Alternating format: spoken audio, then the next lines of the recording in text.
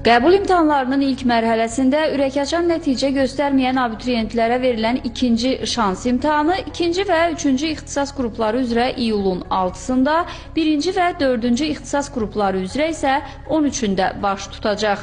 Bu imtahan abituriyentlərə nəticələrini daha da artırmaq imkanı verir. Ekspertlər bildirirlər ki, ikinci mərhələ üçün əsas amil sistemli təkrardır. Abituriyentlər səhv etdikləri mövzuları təkrarlamalı, test strategiyasına önəm verməlidirlər.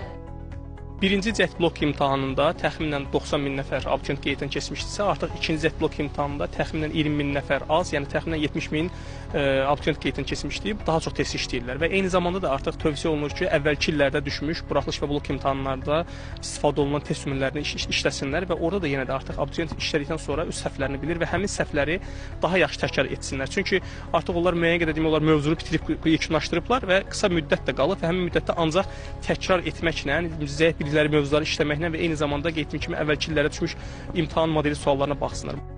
İkinci cəhd zamanı abituriyentlərin təxminən 40%-i əvvəlkindən daha yüksək bal toplayır və bunu özləri üçün ən böyük şans hesab edirlər.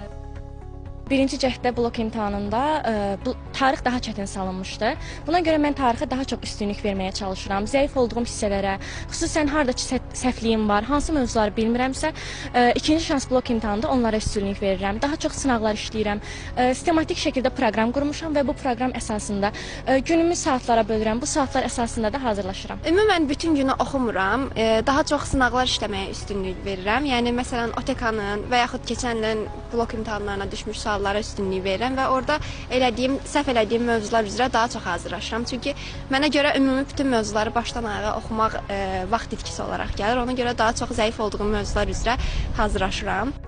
Mütəxəssislər hesab edirlər ki, tədris ili geridə qalsa da, indi məqsədyönlü və qısa müddətli hazırlıq mərhələsidir. Davamlı oxuma yerinə fasiləli və təkrar oxuma yaddaşı daha da gücləndirir. Bundan başqa abituriyentlər özlərinə süni gərginlik yaratmamalıdırlar. Stresdən uzaq durmaq, yuxu rejimini pozmamaq da nəticələrə birbaşa təsir göstərir. Nilufər Səlim, Zaur Haşimov, Çinarə Vaqif, Telesəhər.